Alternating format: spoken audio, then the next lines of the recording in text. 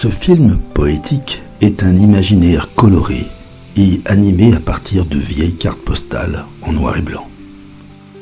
Cet imaginaire nous transpose dans la fiction d'un présent aux années d'avant l'automobile triomphante. Entre 1912 et 1948-1949, les locomotives du chemin de fer de grande banlieue, réseau Sud, ont été les repères du rythme de vie quotidien, aux bordures des voies de communication et dans le cœur des villes et des villages du département de l'Essonne, qui était encore la Seine-et-Oise. Les motrices à 3 essieux étaient les plus anciennes et les moins puissantes, des Pinguelli, fabriquées à Lyon. Les énergies à 4 essieux étaient des machines de fabrication belge, plus récentes et plus puissantes. Animées par le feu du charbon, les locomotives à vapeur tractaient avec leur souffle lourd des wagons de bois où les voyageurs s'asseyaient sur des banquettes en bois. Elles transportaient aussi les productions maraîchères de la région, le cresson et les betteraves quand venait la saison.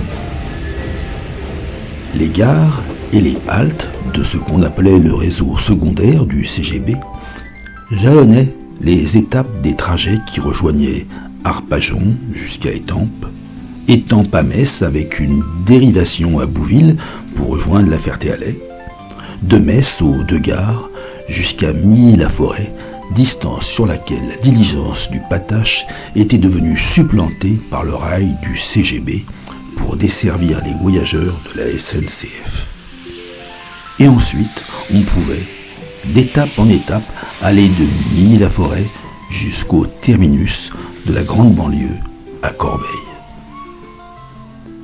Vers la fin de l'histoire de l'exploitation du réseau Sud, on mettra des autorails économiques semi-à-Renault à pétrole sur les rails. On fera venir également depuis le réseau Nord, via les lignes SNCF, des vaillantes locomotives bicabines Schneider 030T. Les trop vieilles machines seront usées dans le mouvement d'une époque où tout deviendra irrémédiablement d'un autre temps. Attachés et reliés dans le rythme des horaires du transport collectif, ceux qui entretenaient les voies et les machines et ceux qui attendaient le passage de celui qu'on appelait le taco pour rejoindre les destinations désirées seront conduits à s'émanciper dans l'individualisme pratique de la possession automobile. Le chemin de fer de grande banlieue, vétuste, contraignant et délaissé, sera peu à peu abandonné, puis démantelé. En 1953, quand cessera de souffler la dernière locomotive épuisée sur le tronçon subsistant entre Metz et Milly-la-Forêt. La récupération des rails fera le bonheur des ferrailleurs.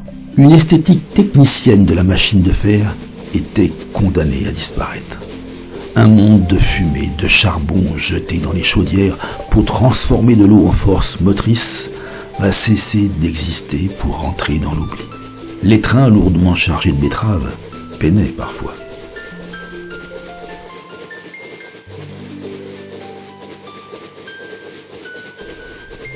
Nous voici à Metz, sur le boulevard.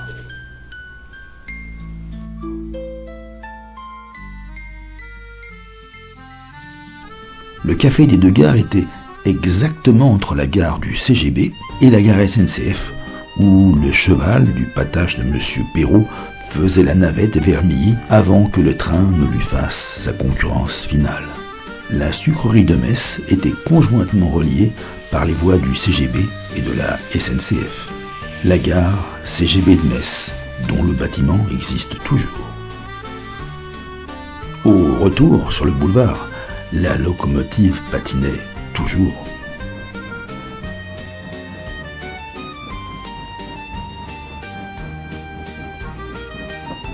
l'ascension du mont Saint-Éloi.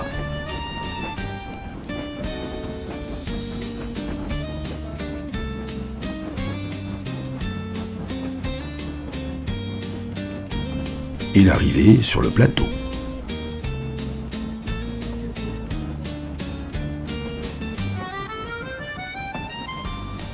La gare de Milly, le jour de son inauguration le 22 septembre 1912.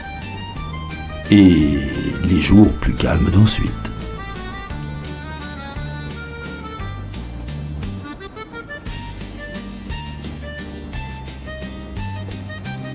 Les spahis pendant la guerre de 1914-1918. Les autorails Sémia-Renault, des derniers voyages entre Milly et Corbeil.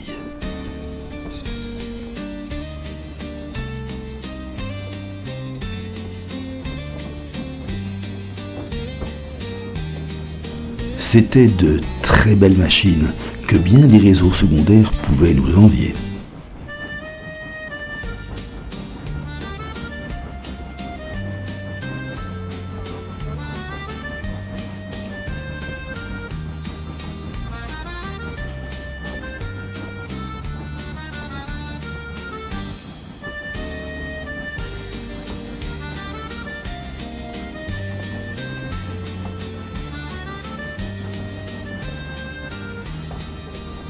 La gare de Danemoy.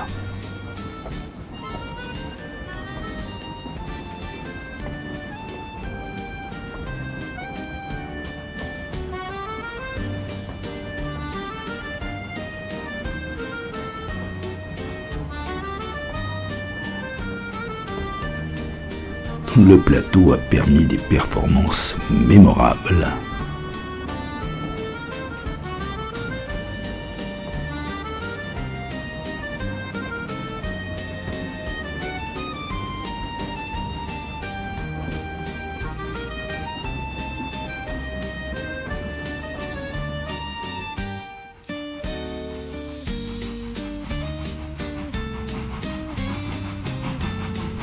La halte de Nainville-les-Roches.